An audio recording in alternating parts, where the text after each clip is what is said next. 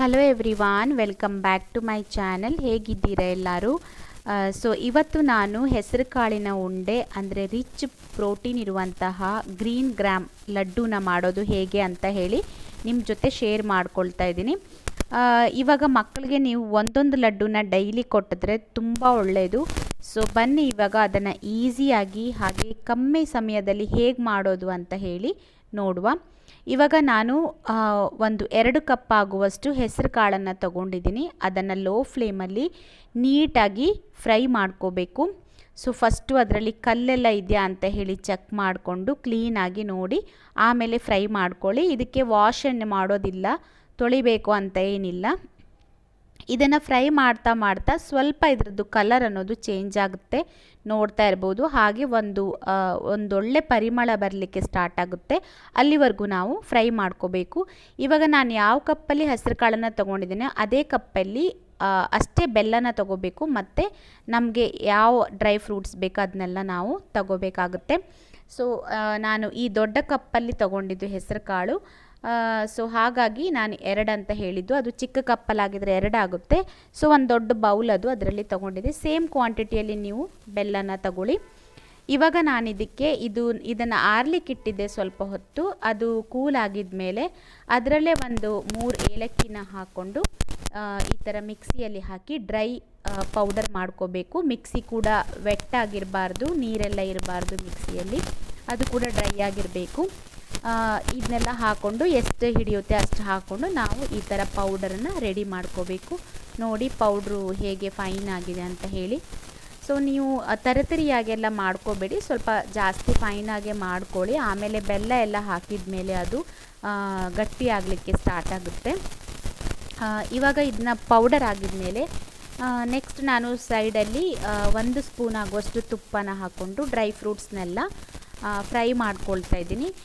ಇದಕ್ಕೆ ನೀವು ಏನಂತಾರೆ ಒಣ ದ್ರಾಕ್ಷಿ ಎಲ್ಲ ಸೇರಿಸ್ಕೊಳ್ಳಿಕ್ಕೆ ಹೋಗಬೇಡಿ, ಆಲ್ರೆಡಿ ಸ್ವೀಟ್ ಇರೋದ್ರಿಂದ. ಮತ್ತು ಸ್ವೀಟು ಪಕ್ಕದಲ್ಲಿ ಸಿಗ್ತಾ ಇದ್ದರೆ ಚೆನ್ನಾಗಿ ಅನಿಸಲ್ಲ.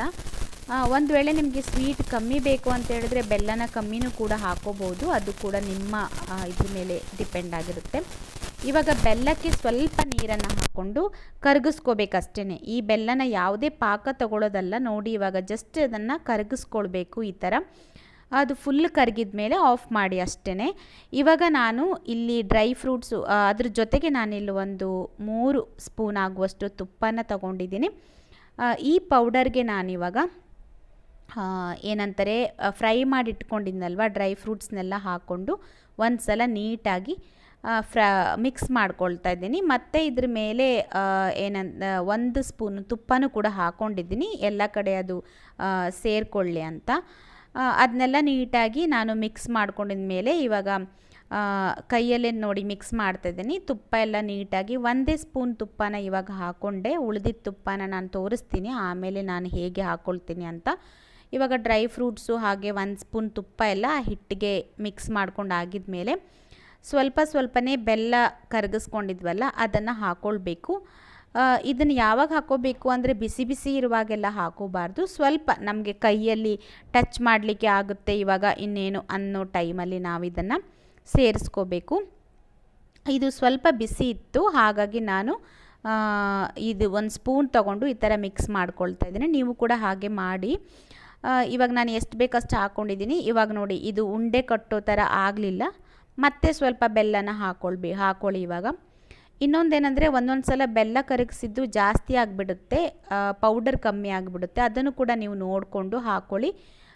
ಬೆಲ್ಲದ ಕ್ವಾಂಟಿಟಿ ಅದಷ್ಟು ಎಲ್ಲನೂ ಹಾಕ್ಕೊಳ್ಬೇಕು ಅಂತ ಹೇಳಿದರೆ ಎಲ್ಲನೂ ಹಾಕ್ಕೊಂಡ್ಬಿಟ್ರೆ ಆಮೇಲೆ ಉಂಡೆ ಕಟ್ಟಲಿಕ್ಕೆ ಕಷ್ಟ ಆಗುತ್ತೆ. ತುಂಬ ತೆಳುವಾಗಿಬಿಟ್ರೆ ಆಮೇಲೆ ಉಂಡೆ ಆಗಲ್ಲ. ಸೊ ಉಂಡೆ ಕಟ್ಟಲಿಕ್ಕೆ ಎಷ್ಟಾಗುತ್ತೆ ಅಷ್ಟು ಬೆಲ್ಲದ ನೀರನ್ನು ಹಾಕ್ಕೊಳ್ಳಿ ನೀವು, ಆಯಿತಾ? ಸೊ ನೋಡಿ ಇವಾಗ ನಾನು ಎಲ್ಲ ಕೈಯಲ್ಲಿ ಮಿಕ್ಸ್ ಮಾಡ್ಕೊಳ್ತಾ ಇದ್ದೀನಿ ನೀಟಾಗಿ. ಇವಾಗ ಇದು ಉಂಡೆ ಕಟ್ಟಲಿಕ್ಕೆ ಆಗ್ತಿದೆ. ಈ ಟೈಮಲ್ಲಿ ನಾನೇನು ತುಪ್ಪನ ಇಟ್ಕೊಂಡಿದ್ದೆ ಅಲ್ವಾ ಸೈಡಲ್ಲಿ ಒಂದು ಬೌಲಲ್ಲಿ 1-2 ಸ್ಪೂನು ಅದನ್ನೆಲ್ಲ ಸೇರಿಸ್ಕೊಳ್ತಾ ಇದ್ದೀನಿ. ಇವಾಗ ನೀಟಾಗಿ ಮತ್ತೆ ಒಂಚೂರು ಈ ಥರ ಮಿಕ್ಸ್ ಮಾಡಿಕೊಂಡು ಒಂದೊಂದೇ ಲಡ್ಡುನ ಕಟ್ಕೊಳ್ಳಿ. ಇದೇನು ಗೊತ್ತಾ, ನೀವು ಮನಸ್ಸು ಮಾಡಿದರೆ ಅರ್ಧ ಗಂಟೆನೂ ಬೇಕಾಗಿಲ್ಲ, 20-25 ಮಿನಿಟ್ಸಲ್ಲೇ ಈ ಲಡ್ಡುನ ತಯಾರು ಮಾಡ್ಕೋಬೋದು.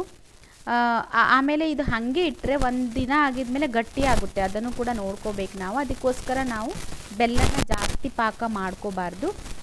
ಇವಾಗ ನೋಡಿ ಈ ಲಡ್ಡು ರೆಡಿಯಾಗಿದೆ. ನನ್ನ ಮಕ್ಕಳಿಗಂತೂ ತುಂಬ ಇಷ್ಟ ಇದು. ಇದಕ್ಕೆ ನಾನು ಕಾಯೆಲ್ಲ ಏನು ಸೇರಿಸಿಲ್ಲ, ಬೇಗ ಹಾಳಾಗುತ್ತೆ ಒಂದೊಂದು ಸಲ ಕಾಯಿ ಸೇರಿಸಿದ್ರೆ.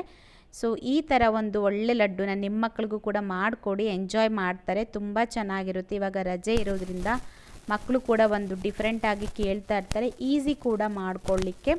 ಹೇಗನ್ಸಿತ್ತು ನಿಮಗೆ ಈ ರೆಸಿಪಿ ಅಂತ ಹೇಳಿ ನನಗೆ ಕಮೆಂಟ್ ಮಾಡಿ. ಯಾರೆಲ್ಲ ನನಗೆ ಸಪೋರ್ಟ್ ಮಾಡ್ತಾ ಇದ್ದೀರಾ ಅವ್ರಿಗೆಲ್ಲ ತುಂಬ ತುಂಬ ಥ್ಯಾಂಕ್ಸ್.